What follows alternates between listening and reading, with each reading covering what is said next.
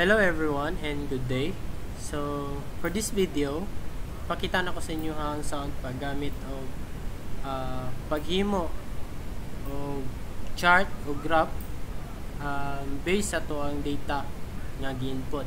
So, maghimo tag chart o kaning graph using Microsoft Excel.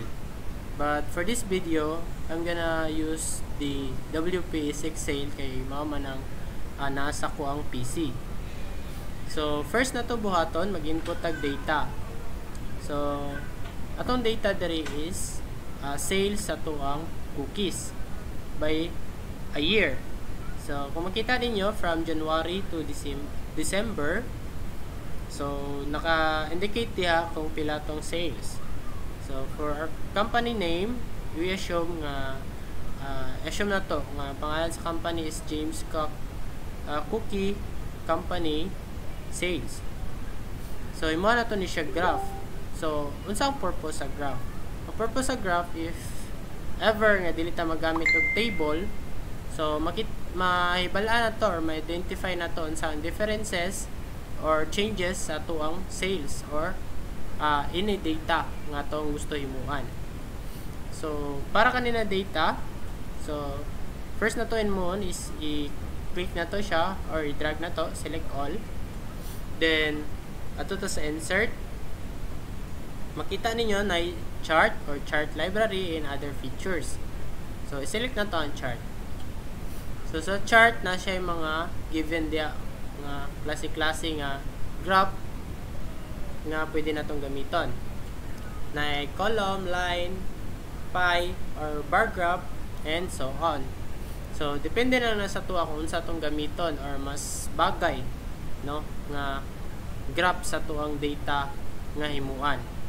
So, para sa tong first data, magamit tag line graph. So, after na ito mag-click, automatically magawa siya. And automatically din nga mag-copy ang data to graph. So, may pakita na niya dayon. Or mahatag na niya dayon sa tuwa. So, kung makita ninyo, naka-indicate diri ang atuang month o ang iyang monthly sales. So, sa tuang sa tuang January nga sales, so makita na to siya. So, mas taas ang sales nato sa May. So, ato i-check.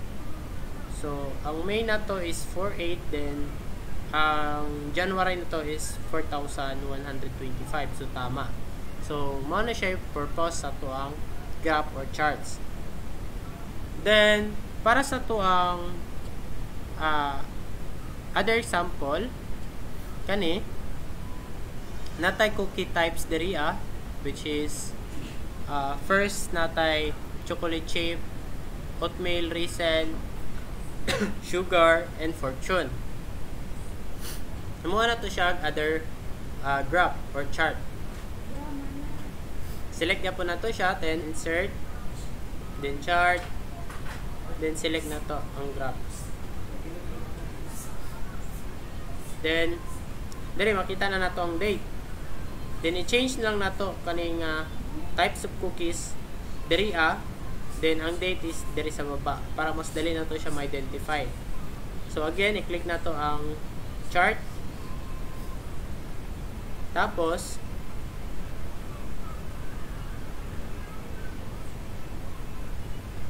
switch row or column.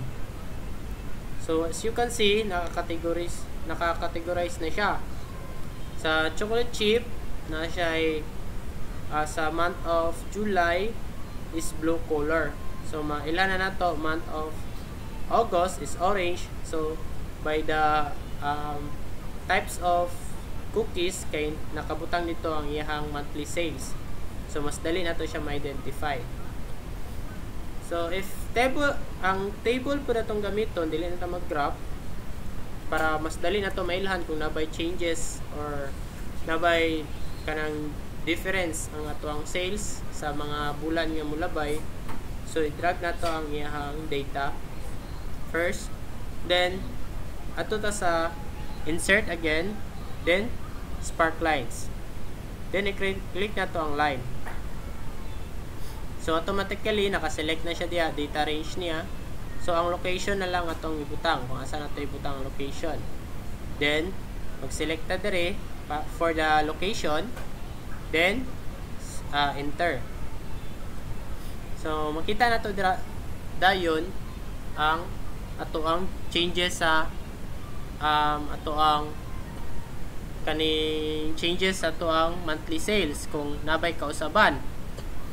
So ang chocolate chip, so kung makita na to by the month of July hantod sa December is from low sales to higher sales. So makita na to na good ang ato ang sales sa in between na mga months, kay gikan siya sa ubos hantod nagataas siya, so nindot ang sales. So dali na to siya ma-identify.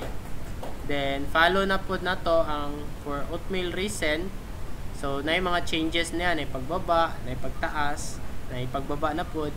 So by using the spark line, dali na to ma-identify sa tong table if nabay pagtaas or kausaban or pagbaba or nabay mga changes sa to ang sales sa months na to ang gi-select.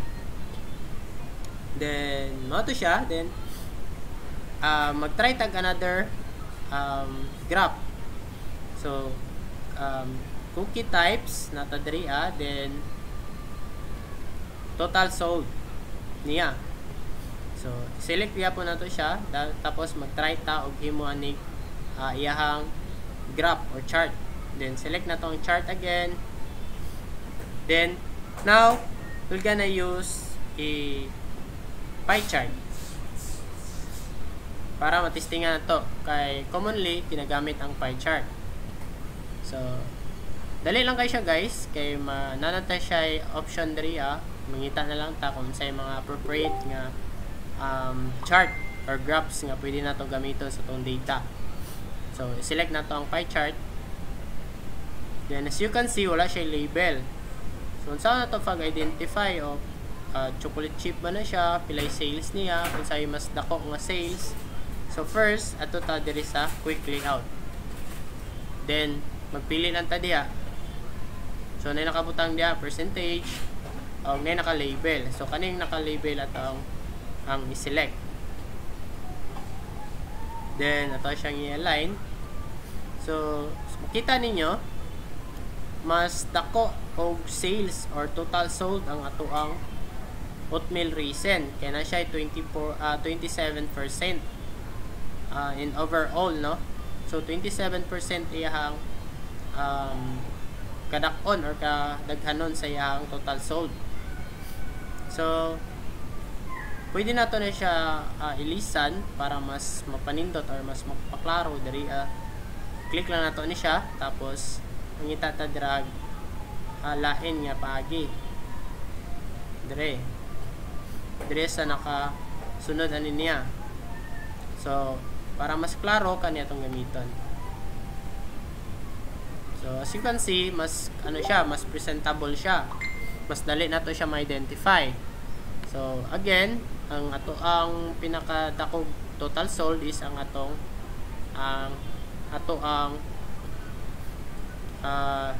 chocolate chip dai 32% ang iyang total sold.